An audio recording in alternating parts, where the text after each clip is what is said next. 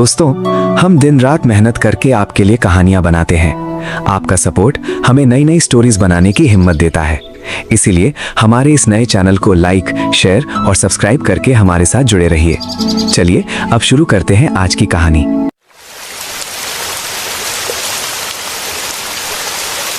धीरे धीरे चारों तरफ शाम का गहरा अंधेरा उतरने लगा था। घड़ी की सुई बता रही थी कि लगभग शाम के 6 बज चुके हैं। आसमान में जोर जोर से बिजली गरज रही थी। दूर तक बस पानी ही पानी फैला हुआ दिख रहा था और सीमा के उस पार धुंधले पेड़ पौधे नजर आ रहे थे। नदी के किनारे एक छोटे से लकड़ी के घाट पर नौका आकर रुकती है। नौका से उतरकर मैंने कीचड़ भरी मिट्टी पर पैर रखा। उफ, क्या तेज हवा चल रही है रे बाबा। अगर ससुराल जाना जरूरी ना होता तो मैं आज यहाँ उतरता ही नहीं। ये हवा तो हड्डियां तक हिला दे रही है।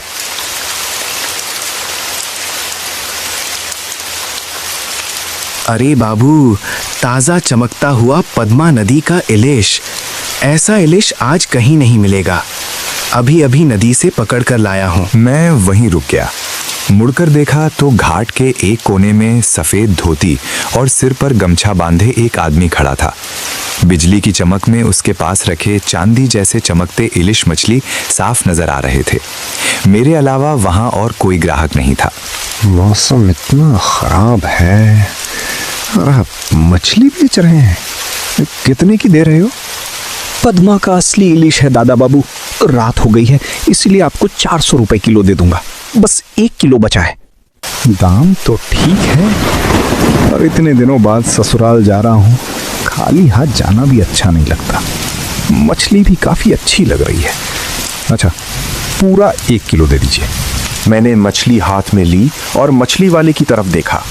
वो हल्का सा मुस्कुराकर धीरे से बोला, दादा बाबू, ये इलिश बहुत दामी होता है। हर किसी की किस्मत में ऐसा इलिश नहीं होता। अच्छा, तो लगता है आज मेरी किस्मत अच्छी है। पैसे चुकाकर मैं कीचड़ भरे रास्ते पर चलने लगा। चारों तरफ अंधेरा और गहरा होता जा रहा था।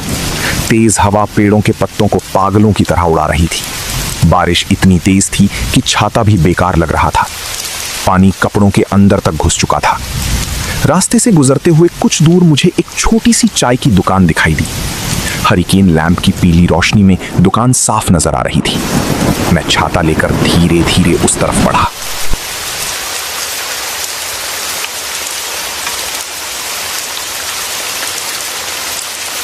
इतनी रात को कहाँ जा रहे हैं बाबू?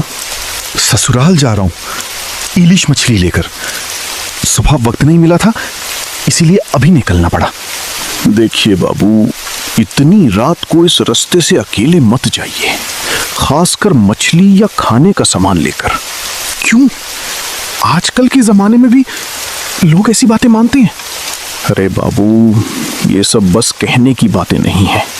जिन्होंने सुना है वो जानते हैं। आज भी कभी कभी लोग गायब हो जाते हैं, खासकर जो रात में मछली या खाना लेकर निकलते हैं। मैं कुछ देर चुप हो गया। बाहर अब भी तेज बारिश हो रही थी। हवा की आवाज से दुकान की टीन की छत कांप रही थी। आप चाहे तो थोड़ी देर और रुक सकते हैं बाबू। बारिश जरा कम हो जाए फिर निकलिएगा। कुछ देर रुकने के बाद मैंने सोचा कि और देर करना ठीक नहीं होगा। ससुराल पहुंचने में देर हो गई तो दिक्कत हो जाएगी।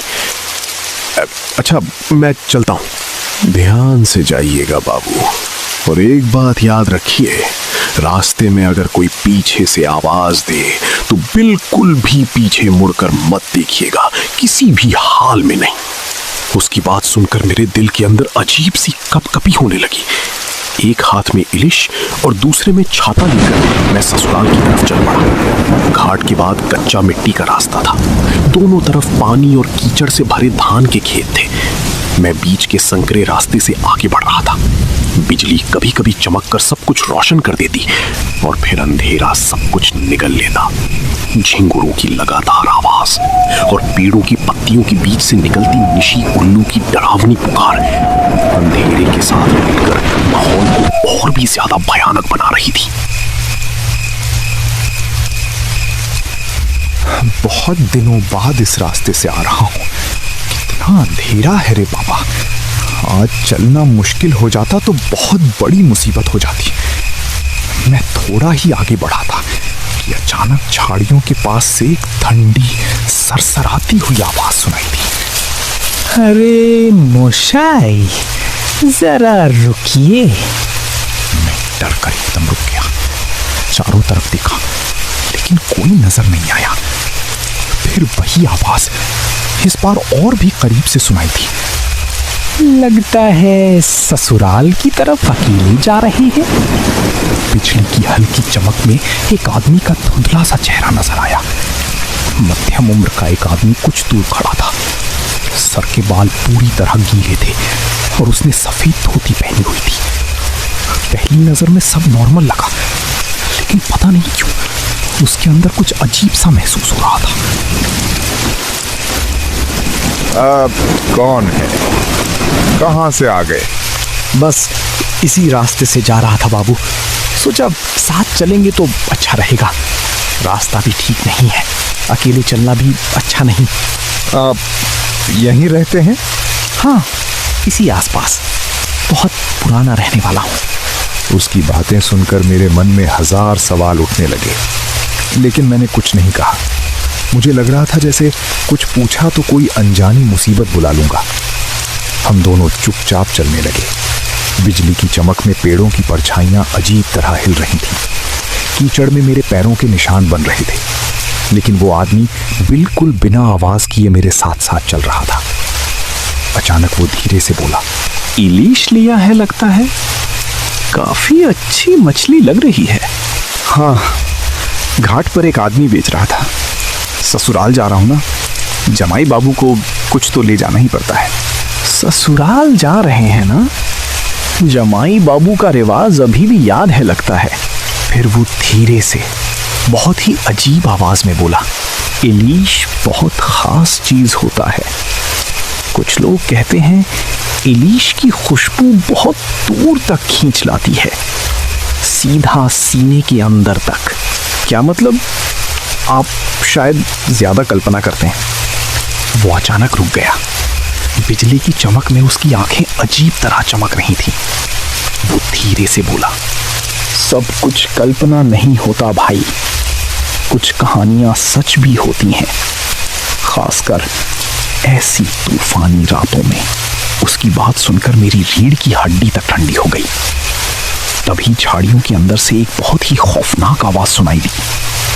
धीरे धीरे वो आवाज और भी ज्यादा भयानक और गैर इंसानी लगने लगी। आपने सुना? ये आवाज, वो किसी को बुला रहे हैं शायद। कौन? उन्हें पता चल गया है कि आप इलीश लेकर जा रहे हैं। इस कच्चे रास्ते पर रात में बहुत कुछ सुनाई देता है। मेरा गला सूखने लगा, दिल जोर जोर से धड़क रहा था। तभी आसमान में जोर की बिजली चमकी और एक पल के लिए सब कुछ रोशन हो गया। उस रोशनी में मैंने देखा वो आदमी खड़ा तो था, लेकिन उसकी कोई परछाई ही नहीं थी। पेड़ों और मेरे पैरों की परछाई साफ दिख रही थी, लेकिन उसके नीचे अजीब तरह का खाली अंधेरा था। आपकी परछाई कहाँ है? वो धीरे से हंसा। पहले लगा जैसे बस हल्का सा मुस्कुरा रहा हो, लेकिन धीरे धीरे उसकी हंसी और भी ज्यादा डरावनी होती गई। उसका चेहरा टेढ़ा मेढ़ा होने लगा, आंखों का रंग सफेद पड़ गया, चेहरा किसी दरिंदे की तरह विकृत हो गया। उसकी आंखों में भूख भी थी और पागलपन की एक डरावनी परछाई भी। अचानक उसने मेरे हाथ से इलिश का पोटला छीन लिया और कच्ची मछली को दांतों से नोच नोच कर खाने लगा। एक ही निभाले में पूरी इलिश निकल गया। बचाओ, कोई बचाओ! मुझे समझ आ गया कि मेरे सामने बहुत बड़ा खतरा खड़ा है। अगर अब नहीं भागा तो शायद इस रात के हमेशा के अंधेरे में हमेशा के लिए खो जाऊंगा। मैं जान बचाकर पागलों की तरह दौड़ने लगा। चारों तरफ कुछ साफ दिखाई नहीं दे रहा था, सिर्फ एक आवाज दिमाग में बार बार गूंज रही थी, भागो भागो, यहां से भागो। मुझे महसूस हो रहा था कि उस पिशाच के हाथ पीछे से और लंबे होते जा रहे हैं। मेरी तरफ बढ़ रहे हैं। मैं बिना पीछे देखे बस दौड़ता रहा, लेकिन अचानक किसी सख्त चीज से जोर से टकरा गया। मेरा शरीर उछलकर कीचड़ में जा गिरा।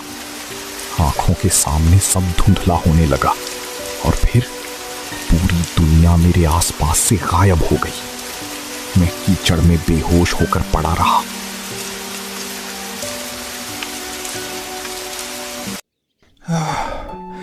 अगली सुबह जब मेरी आंख खुली तो मैंने खुद को ससुराल के बिस्तर पर पड़ा हुआ पाया। भगवान का शुक्र है, इस बार जान बच गई।